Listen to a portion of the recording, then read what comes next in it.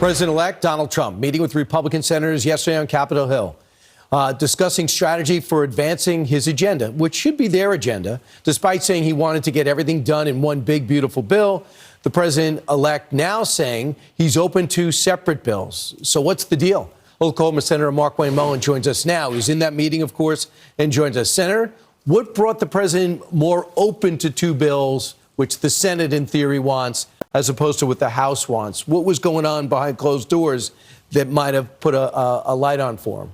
Well, Brian, what the president was very clear is he just wants results. He said he can wait if we can do one big, beautiful bill. He'd like to have one big, beautiful bill, but if the House were to get bogged down, maybe we have to divide it up in two. He also talked about his executive orders. He says, you know, he has almost 100 executive orders that that'll go a long ways to securing the border again, and also put the energy sector back in play, and actually be able to spawn a drill baby drill process where we become energy independent again. And all that can be done through executive orders, but as he said, it's not permanent. I would like reconciliation so we can start making this stuff into legislation so we can move forward. If we can do one big, beautiful bill, as he says, then let's do it. If we have to have a contingency plan and drop it down to two, that's fine, just as long as we deliver for the American people on securing the border, on energy independence, on getting the regulations rolled back, and making sure that that we have taxes that are permanent, so we don't have a $4 trillion tax increase on the American people right now. Right. So the president was very clear he wants results, and he's willing to work with both chambers in it.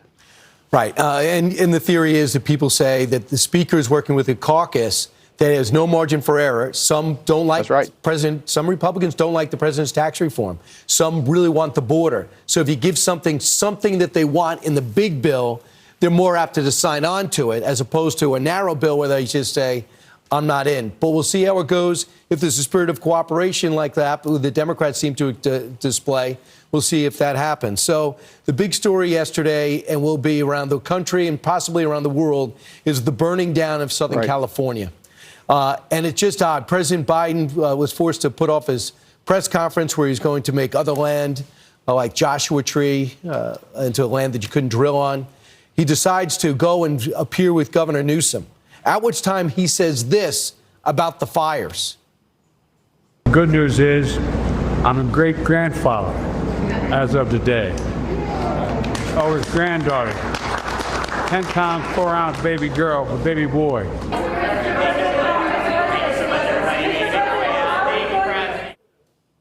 Is that the best time to announce your baby boy, I mean baby girl?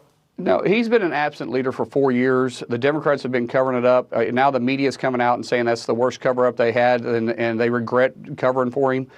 You have a leader that's not there. President-elect Trump has been the president since November 5th, basically now.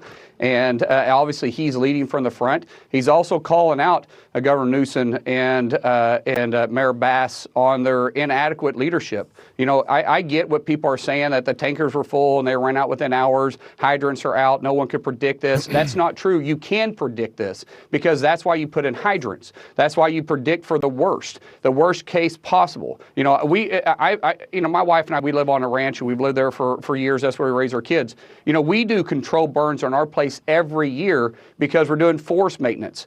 This was predicted by President Trump 9 years ago, that this was a kennel that was going to have issues if they didn't do something, and they weren't even prepared. They didn't have the water, the reservoirs full. They cut the fire department's budget, and now you go in and your hydrants are dry because why? Because you didn't prepare for it. And then you have Governor Newsom that goes out there, Brian, and says that this is a local issue. No, it's a state issue at this point. There's tankers all around. You have emergency responses. You have a National Guard that you can deploy. You get people moving, and you start fighting this fire.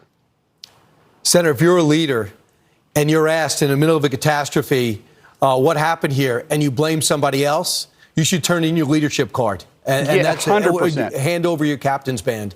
Senator Markwayne Mullin, thanks so much.